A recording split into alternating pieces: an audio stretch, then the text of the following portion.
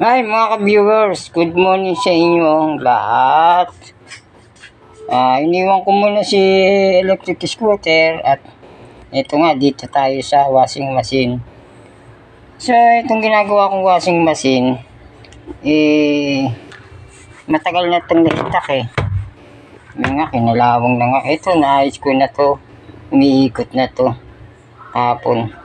Ngayon, yung dalawang motor na na-stock, hindi nga umiikot, napaikot na.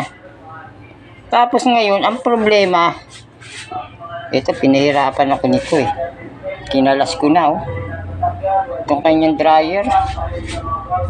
Kasi, hindi nagsentro yung dryer dun sa torque. Yung kanyang, ito oh. Kita niyo yan. Yan. Hindi sentro. Ngayon, sumasabit yung gilid niya. Dito. Sa dingding.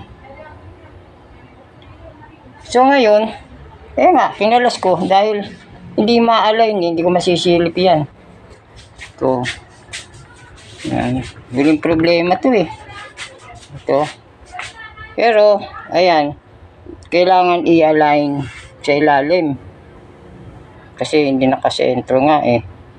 Isa rin problema yan pag hindi naka-align eh. Yung sinasabi kasi niya, pag hindi nakadiretso yan, naka-align, tatama yung kanyang basket dito sa gilid, sa dingding.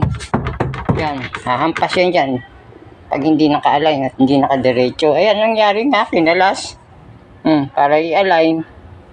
Kung hindi ko kakalasin, hindi ma-i-align, hindi masisilip talaga. Kung sa ilalim mo gagalawin yan, hindi yan masisilip. Kaya kinalas ko na para masilip natin diretso. So ganun mga ka-viewers, video talagang ganyan talaga, binaklas ko to. Ito mga ka-viewers, kaya ako nailabas yung basket na yan, ha? Binaklas ko na, ayan o. Mga ka-viewers, baklas na yan. Kung hindi mo babaklasin yan ka-viewers, ha?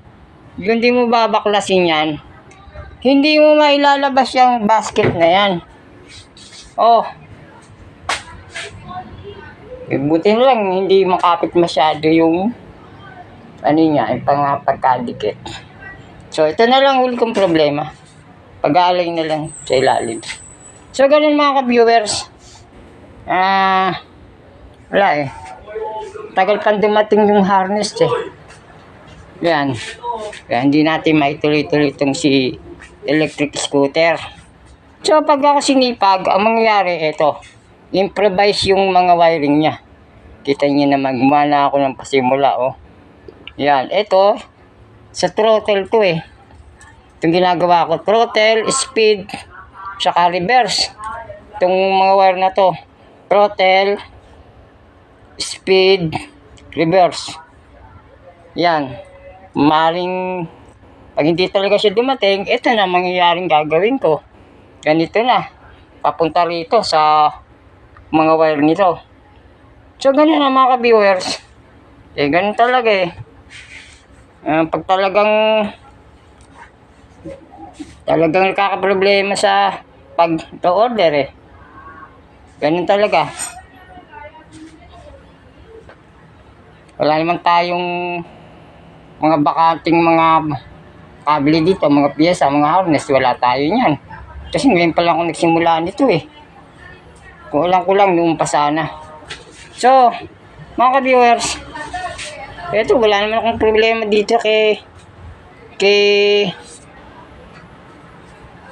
dito sa bike na to. Nakita niyo, naka-stand lang yan. Pero yan, tumatakbo yan mga ka-viewers ha. Hindi yan na zero. Yan, buo yan mga ka-viewers ha. May busina yan. Oh, tapos may ilaw pa yan mga ka-viewers. Pakita ko sa inyo ilaw. Oh yan. Oh. Tapos may preno pa yan mga ka-viewers. May preno pa yan. Tingnan yung preno niya sa likod. Pag piniga ko yung preno niya, iilaw yan. Oh. Oh. Oh yan mga ka-viewers. Oh. Oh yan mga viewers. Kaya wala akong masabi dito sa ginawa kong to. Okay to. Lalagyan ko pa dito yan na apakan ng paa dito. Para kung tumatakbo yung motor, dito nakasampay yung paa mo. Dito. Yan. Hindi naman pwede natin tanggalin yung pinol kasi Pag walang kang baterya, magbibidal ka talaga. So mga ka-viewers, tuloy-tuloy tayo. Kasi ito trabaho natin bilang isang creator. Kailangan gumawa tayo ng gumawa ng video na matututunan na natin at matututunan ng ibang tao. So ganun tayo mga ka-viewers. Kaya nang binigay sa akin trabaho ni Meta ang